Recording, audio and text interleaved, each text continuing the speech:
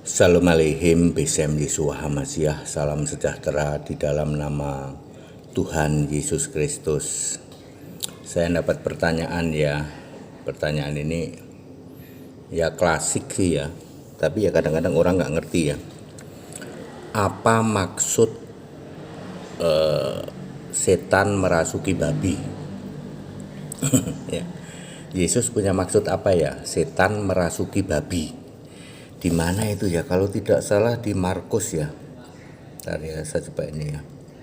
Markus 5 ayat 13. Kalau salah mohon dicek ya, di cross check ya. Markus 5 ayat 13 itu ada 2000 babi terjun ke danau lah ya. Ke danau atau ke jurang itu ya. Karena dirasuki oleh roh jahat atau oleh setan-setan di daerah Gerasa atau Gadara. Ini maksudnya Yesus apa Pak Pendeta? Ya, maksudnya apa Pak Pendeta? Kok merasuki babi gitu? Apakah karena babi itu binatang haram? Anjing juga haram ya.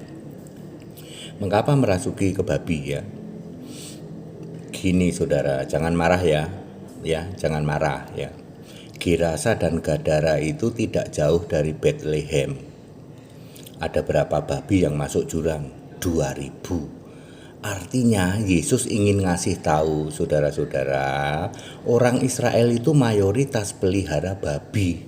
Bayangin waktu itu, babi 2000 itu banyak sekali ya. Orang paling baru berapa di Israel? Ya. Artinya Gerasa Gadara itu nggak jauh dari Bethlehem. Yesus ingin mengatakan Bethlehem Yudea itu orang pada pelihara babi. Itu maksudnya.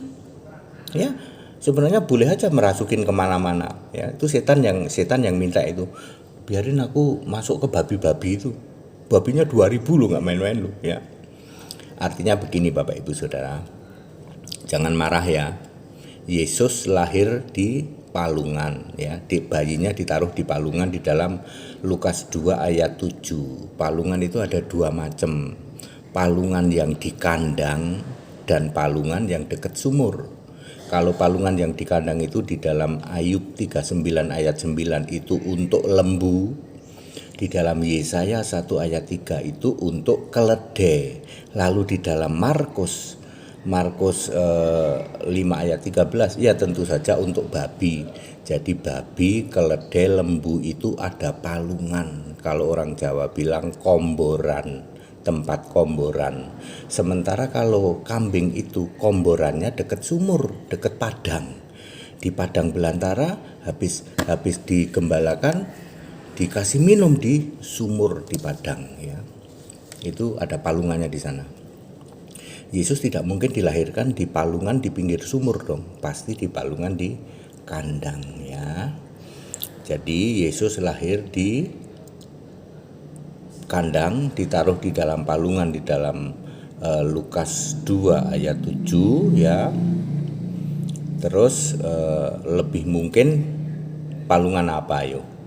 Domba nggak ada palungan, kambing nggak ada. Yang ada palungan tuh pilihannya cuman keledai, lembu sama babi. Jadi Yesus mengizinkan itu setan masuk ke palungan, ke babi-babi. Yesus pengen ngasih tahu saudara-saudara, di seluruh Israel mayoritas orang ternak babi. Jadi saya lebih prefer, lebih logis kalau Yesus lahir di kandang babi daripada di kandang lembu atau di kandang kuda. Kandang domba pasti enggak. Anda merah itu, merah kupingnya ya. Pak, babi itu kan haram toh Pak. Mana mungkin Tuhan lahir di tempat yang haram. Babi itu haram atau tidak haram itu menurut Maleakhi 11 ayat 8, haram atau tidak haram itu kalau dimakan dagingnya atau disentuh bangkainya. Saya ulang, babi itu haram atau tidak haram itu kalau dimakan dagingnya atau disentuh bangkainya. Tapi kalau sekedar dielus-elus ya toh, dipegang-pegang, dicium-cium ya. atau tempatnya untuk melahirkan lalu palungannya untuk taruh bayi Yesus? Kenapa Pak?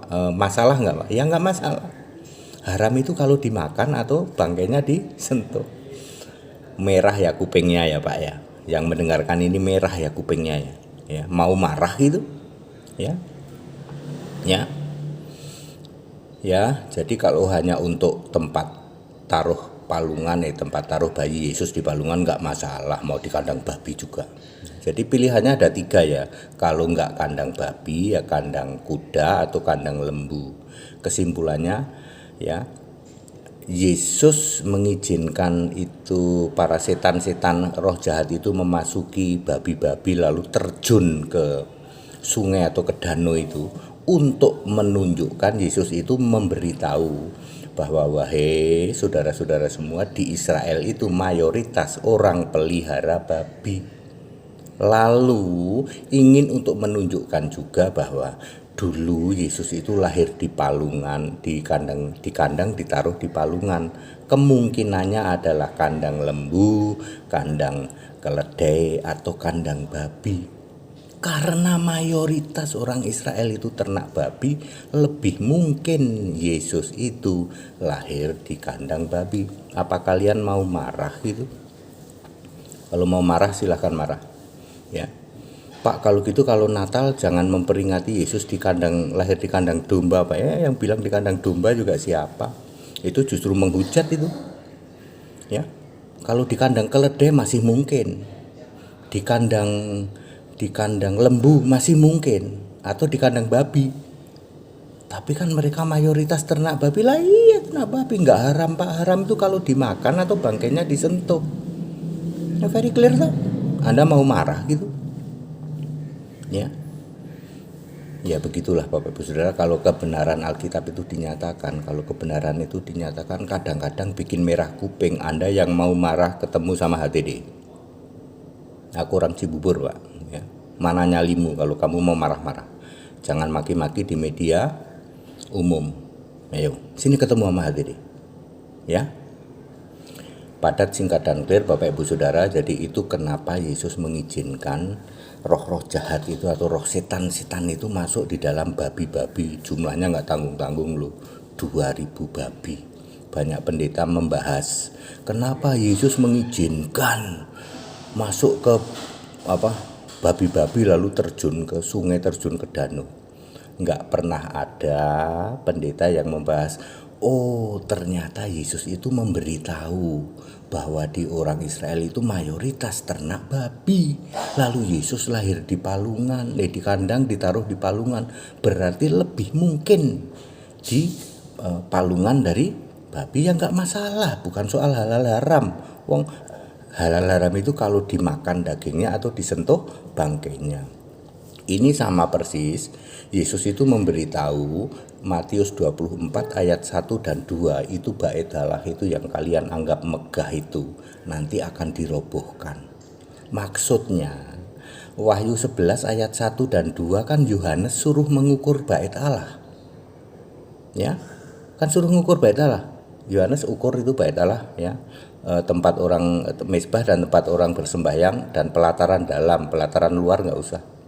Ya, Yesus menyuruh mengukur, artinya bait Allahnya harus ada.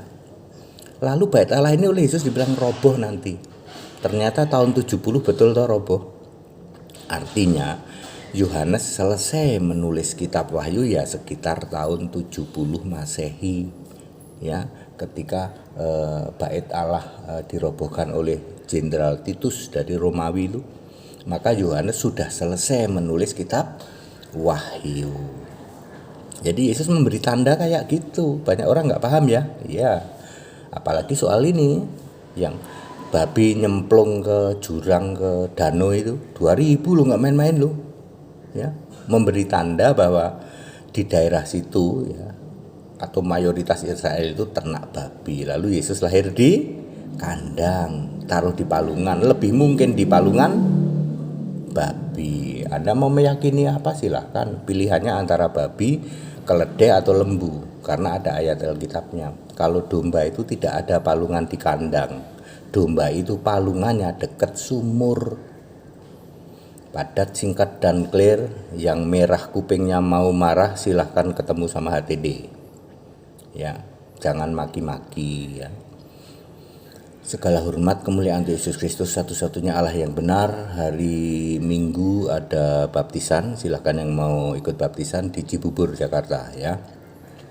Mau debat dulu nggak apa-apa ya, aku malah seneng kok. Ya, sebelum dibaptis aku mau nanya dulu Pak, nanya dari A sampai Z, ayo nanya aja. Mau debat dulu Pak, ayo ya. Tetap bersama saya Pendeta Henry Tandianta MPS. Haleluya, amin.